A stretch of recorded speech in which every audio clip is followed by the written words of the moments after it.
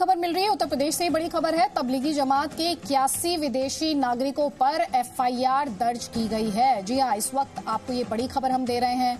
उत्तर प्रदेश देश का सबसे बड़ा सूबा, जहां पर तबलीगी जमात जो लगातार गलत वजहों से सुर्खियों में, सामाजिक दूरी कि किस तरह से धज्जियां उड़ाई गई, किसी से छिपा नहीं है। सहारनपुर में 57 विदेशी नागरिकों पर एफआईआर दर्ज हुई है। मुजफ्फरनगर में और शामली में भी एफआईआर दर्ज की गई हैं। कुल मिलाकर तबलीगी जमात के 81 विदेशी नागरिक हैं जिन पर मामले दर्ज किए गए हैं। सहारनपुर में, मुजफ्फरनगर में, शामली में। और डिटेल्स के लिए रुक कर लेते हैं जी मीडिया संवाददाता विशाल पांडे का। विशाल, और क्या डिटेल्स हैं आपके पास इस बड़ी खबर को लेकर?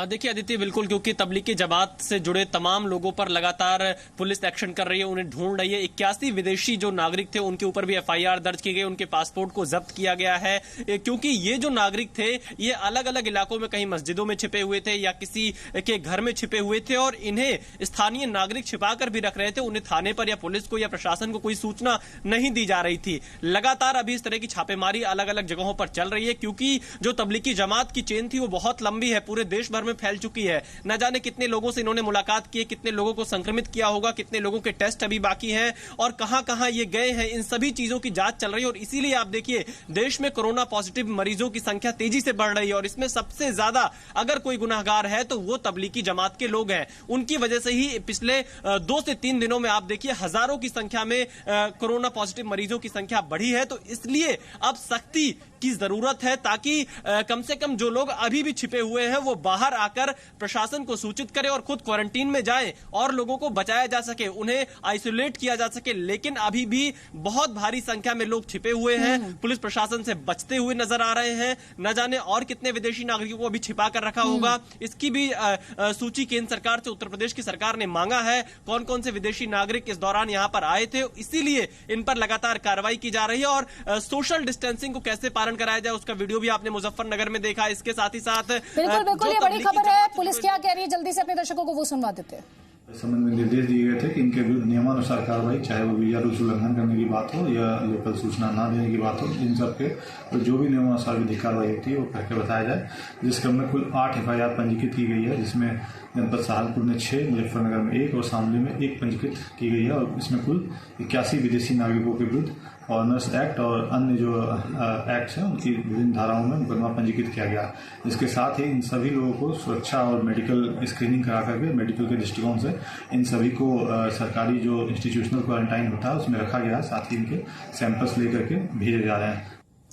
तो उपेंद्र अग्रवाल, डीआईजी, आप सुन रहे हैं सहारनपुर रेंज के, डिटेल देते हुए कि कितनी एफआईआर दर्ज की गई हैं। 81 विदेशी नागरिक हैं। 6 एफआईआर की बात उनके द्वारा की गई है। मेरे सहयोगी विशाल पांडे लगातार हमारे साथ बने हुए हैं। विशाल, अभी कितने लोग और ये जो जमात से जुड़े हुए लोग हैं, तबलीगी जमात से जुड़े हुए लोग हैं, क्योंकि हजारों की संख्या में आइडेंटिफाई भी किए गए हैं, अभी भी कितने लोग इसमें मिसिंग हैं जिनकी तलाश की जा रही है, जिन तक पहुंचने की कोशिश की जा रही है, जिन्हें ढूंढा जा रहा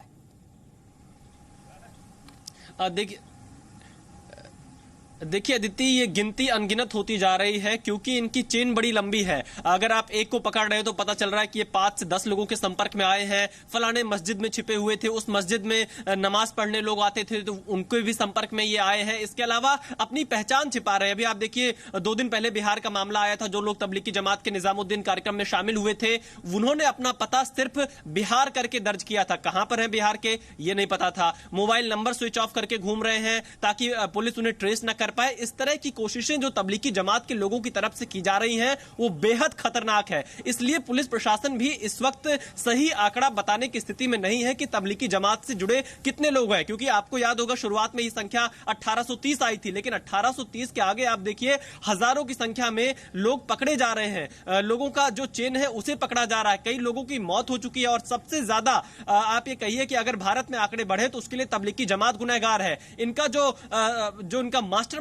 था मौलाना साद, वो अभी भी फरार है। तो ऐसी स्थिति में आप समझ सकते हैं कि कितनी बड़ी मुश्किल पुलिस और प्रशासन के सामने है। इन लोगों को रोकना ये एक बहुत बड़ी चुनौती है। इन्हें ढूंढना, निकालना, क्वारंटीन में रखना, आइसोलेट करना। इसलिए एग्जैक्ट संख्या कितनी होगी, इसके लिए तो जब तक पूरी तरह से इनके चेन को नहीं पकड़ा जाएगा तब तक बता पाना बेहद मुश्किल होगा। आदित्य, बहुत मुश्किल होगा, क्योंकि जो भारत जिस लड़ाई में आगे दिखाई दे रहा था, ये जमात से जुड़े हुए लोगों के जो संक्रमण के मामले सामने आ रहे हैं, बड़ी संख्या में सामने आ रहे हैं, उसके बाद चिंता बहुत बढ़ गई। आपको याद होगा धारावी में एक व्यक्ति की मौत हो गई थी, उसमें भी अब जमात के कनेक्शन की बात सामने आ रही है। धारावी में कोरोना से मौत का केस जो था वो निजामुद्दीन से जुड़ा हुआ है, क्योंकि इसके 6 लोग, जी हाँ, निजामुद्दीन मरकज में शामिल 6 लोग धारावी में ठहरे हुए थे। ये हमारे सोर्सेज बता रहे हैं 4 अलग अलग जगहों पर ये लोग ठहरे हुए थे धारावी में 17 से 23 मार्च के बीच, यानी करीब एक हफ्ते का ये वक्त जब धारावी में तबलीगी जमात से जुड़े हुए लोग ठहरे हुए थे।